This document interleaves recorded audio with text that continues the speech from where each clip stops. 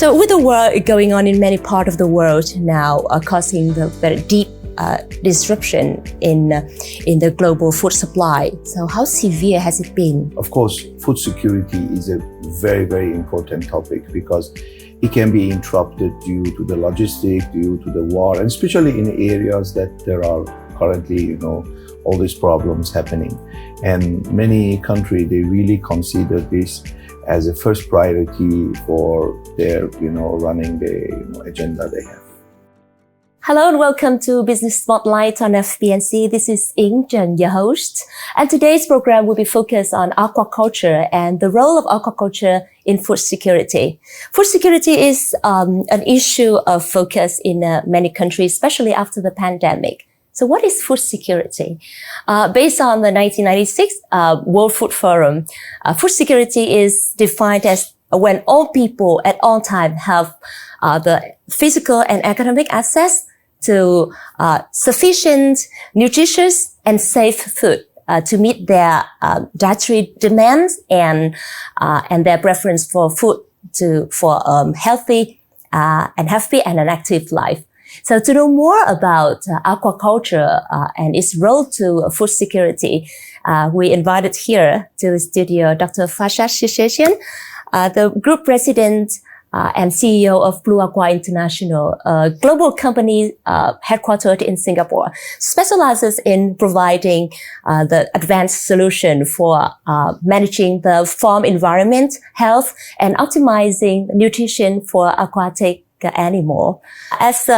He holds a PhD in terrestrial and aquatic ecology, and as the president of the World Aquaculture Society's Asia Pacific chapter. So Dr. TIrichN's name is a byword for innovation and expertise in the world of aquaculture. So let's welcome Dr. TIrichN.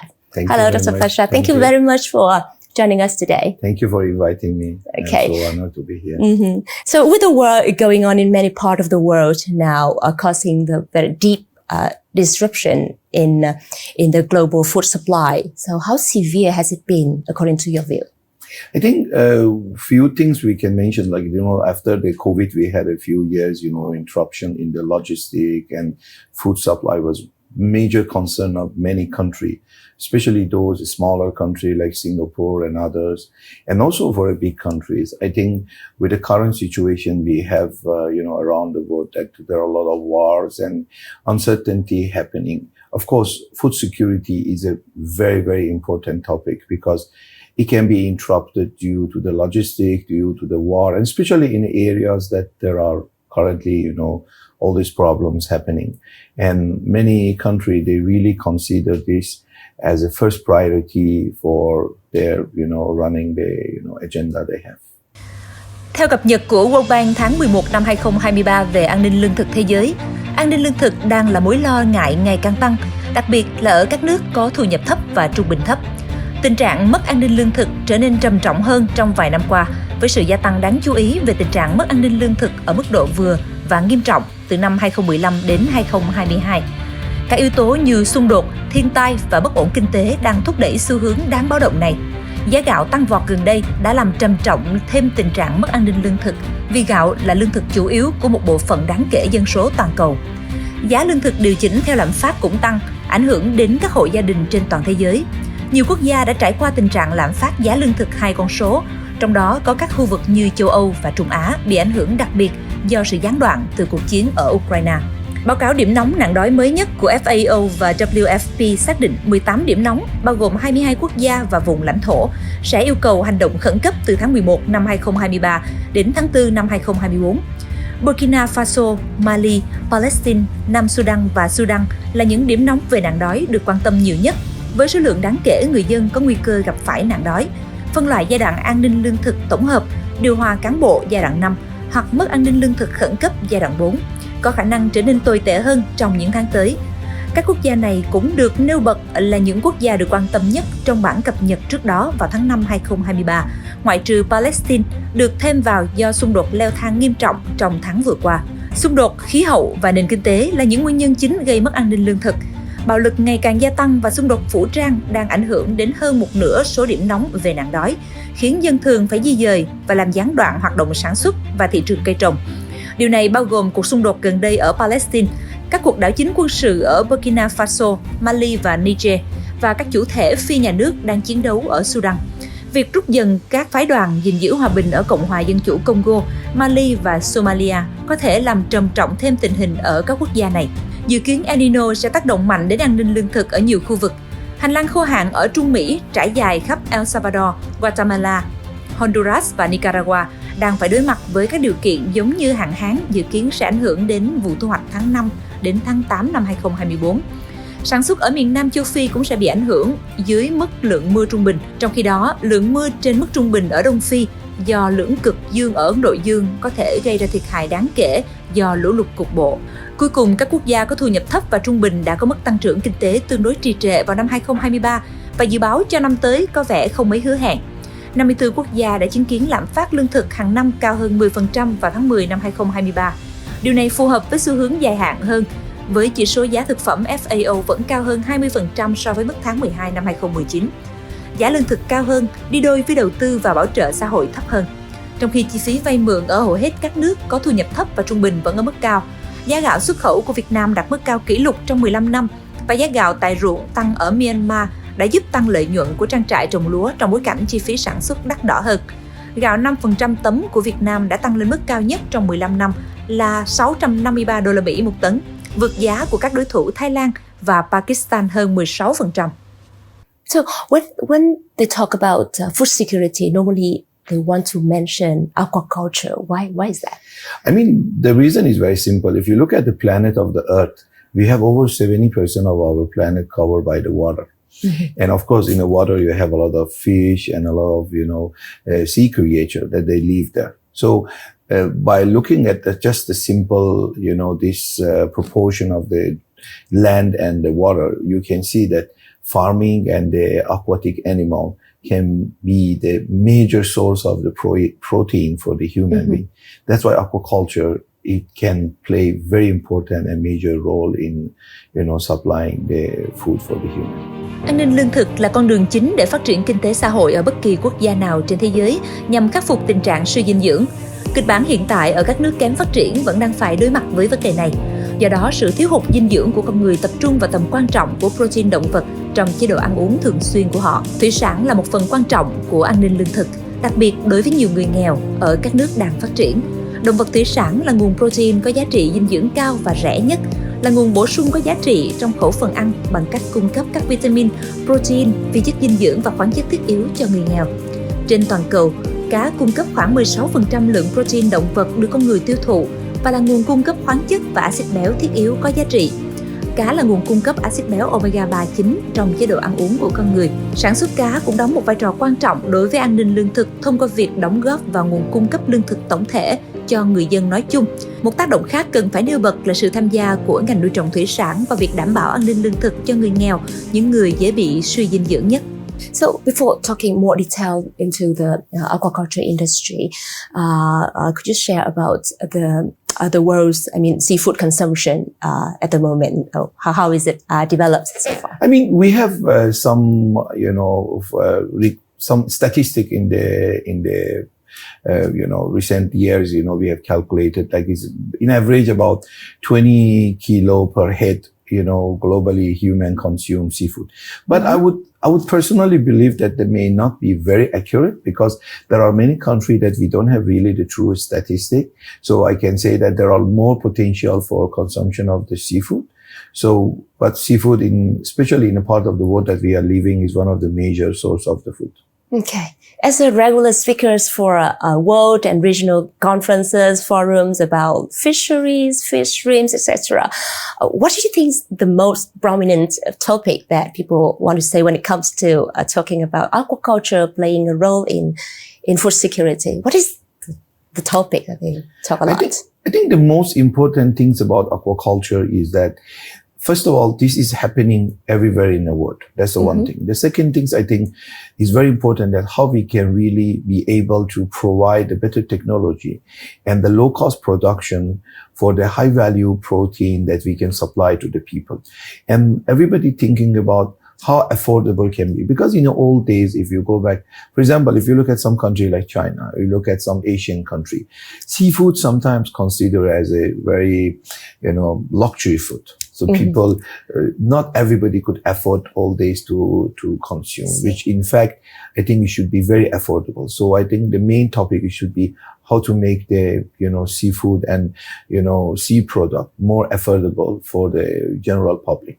Mm-hmm. So how has aquaculture developed these days worldwide, and which regions in the world has the most, aquaculture industry developed?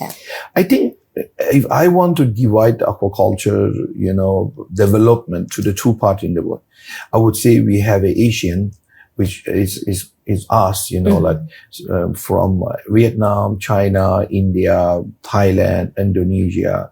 And then you have another part that is more on the European side, that they are mostly work on the salmon and trout. In fact, the development on the salmon and trout, it is extremely great because they are the developed country that they work on this. But when it's come to our part, which is the more tropical farming and tropical aquaculture, still we do have a long way to go to become, very, developed on the technology and everything. And that goes back for one simple reason, that aquaculture in the tropical area is not one species or two species. So we have a multi-species that we need to work on it. But yeah, I think the countries, especially on the shrimp and some tropical fish, the advance is good. I see. Is it an easy industry to enter? I have a lot of friends who have, well equipped a little bit in terms of finance. They said that they want to jump into these industries. What is the difficulty and the pros and cons of it? Aquaculture today is a business. It's an activity that requires a lot of know-how. So it's just like I say, okay, I'm an ordinary person and I want to go and open the shop that I repair a car. I need to have a know-how. So that's why the main barrier of the entry, I think, for this business is the know-how, is the technology. This know-how can define in many, many ways. But, of course, the first things is the basic knowledge and understanding what are you doing. Of course, the second part is, which is very important, is the financial capability, because aquaculture is always required very strong financial backup, because at the end of the day, if anything happened and you lost the crop, you should be able to continue. So I would say the technology and know-how and also financial backup is one of the key factors. Of course, beside that, you must have a buyer also. Sometimes you produce things that nobody want to buy. So always, these are the three factors, that a buyer, financial backup, and the know-how are the key, I would say, bottleneck for this industry. Okay. But the rising of the population, worldwide, is an advantage for people who want to enter this industry. So, to be able to take the full advantage of that, in aquaculture, so what is your advice for participants? Okay, it's a very good point, I think, MINH. I think the fact is here, sometimes we confuse the terms. Like when we talk about food security and farming, I think the agenda of each one of them is different, because when you talk about food security, you purely talking about production of the protein and food. Like you look at Vietnam, you guys have you are the largest producer of the catfish and basa, in the whole world. But this is not the fish that everybody like to eat, but it's a protein, it's a good protein. Yeah. Sometimes people, they feel they prefer to eat grouper, they prefer to eat salmon. So it's a different. So from a business perspective, there is a different definition. And from the food security perspective, there's a different definition. But these two has to be met somewhere. So to make a successful venture in aquaculture, you need to have the both. You need to be able to take advantage from that increasing of population, buying power of the people, because now many people in a big country, they have more income, so they eat better, so they can afford to buy more product. But of course, there are other parts of the world like Africa and some other underdeveloping country that they need the basic nutrition. So I can divide the, industry to two completely different sector. One is more on the business orientation, another one is more on the really food security part. I see. So when talking about aquaculture industry, aquaculture, are they, other than water, they care about breeds, feed, technique, probiotics products, Sure. etc. So what is the support as a farmer, and what is the support a farmer needs from the government or from the suppliers for to make sure that their crops are successful? So, Very good point, because this industry has upstream and downstream. So there are different industry that come and work together with the farmer to make this venture successful.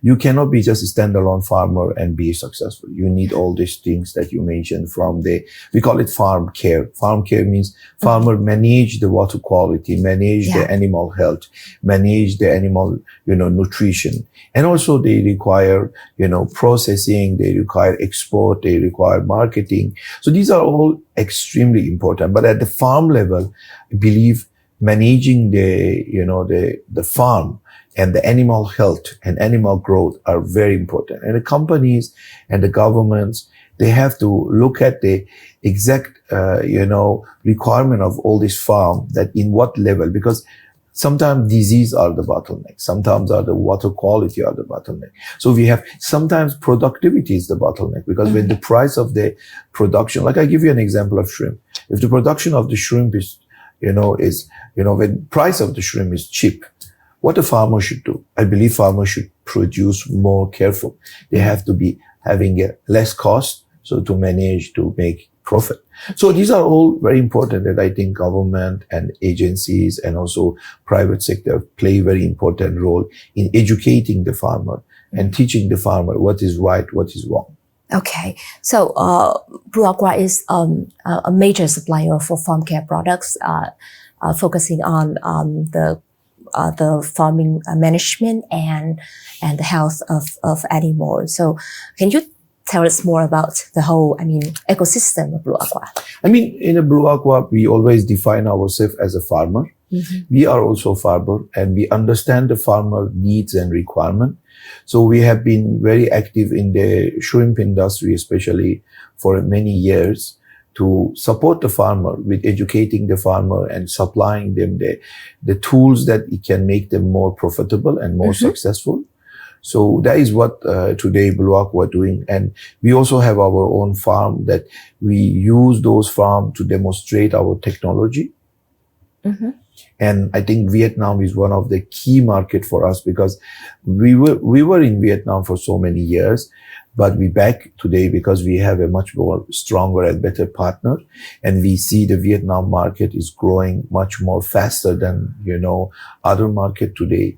And it's an extremely potential market. There's a lot of, young farmer that they need knowledge and know-how, and they need a good support. So we are very happy to be a part of the Vietnam development for aquaculture. Okay, so I see BL Aqua's products and services have been in Vietnam for more than 10 years. Yes, but you seem to focus more on other countries rather than Vietnam. But not until recently that you shift all your focus to Vietnam market as part of the big plan of BL Aqua International, and there's the reason behind that. But can you tell more about the ecosystem of BL Aqua? Which species that it focused a lot, and what is the portion of it? Sure. In BL Aqua, we are mostly focused on shrimp. So we are famous as our shrimp know-how. So we have a patented system for shrimp farming. And the species we work on the three major species, which is the Vanemi, Monodon, and Japanicus, Kuruma shrimp. So we do have our own know-how on the hatchery, on the farming, and water quality. And we are starting our feed mill very soon. We are establishing a feed mill in Singapore and some other market, because we believe that all of these fall in under one umbrella, which I call productivity. So the productivity is very important. And as I say again, Vietnam, extremely important for us. I think since last year, we put a lot of focus on Vietnam. I think we're going to have even more attention and more participation in the Vietnam development for the shrimp farming especially. And I mean, really looking forward to see our business grow here, and we would be able to support the farmer in Vietnam. Okay, so one last question. Why shrimp? Very good. I mean, it's an extremely, intelligent question, I would say. Shrimp is one of the most profitable species in aquaculture. We have salmon and trout in the cold water species. But when it's come to the shrimp, is the only species that it's in tropical area make a good profit, because shrimp it's able to, first of all, many people eat shrimp. I mean, like a lot of people. It's a common ingredient for many food around the world. So everybody know how to eat shrimp. That's one thing. The second thing, shrimp is a product that it easily can be packed, can be processed, and you can deliver and ship it to many parts of the world. So it's so simple. And shrimp farming is one of the oldest aquaculture practice that is happening around the world. That's why shrimp is always a number one species for the tropical. I mean, we have many species. We have 260 species to culture, but always shrimp has the most, the highest attention among all of them. Okay, thank you very much for your sharing. Thank you very much for inviting me. Okay. Thank you.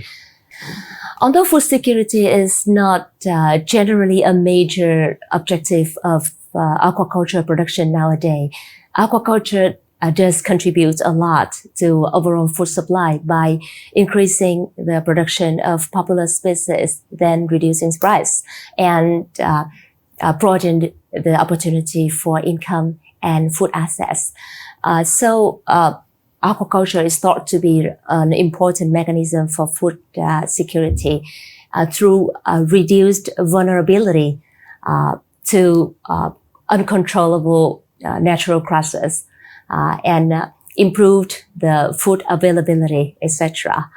So there's no, at the present, there's no standard measuring or quantifying the contribution of aquaculture to food security. However, the role of aquaculture nowadays can be assessed by its impacts on the variety of different aspects in food security, with some indicators that we will mention in other topic. So that's it for today. Thank you very much, Thank you very Dr. much Farshad, for joining us today. you. And we wish you health and success. Thank you. Okay, thank you. That's it for today. Thank you so much for watching. I'm THØNG, and this is Business Spotlight. See you next time.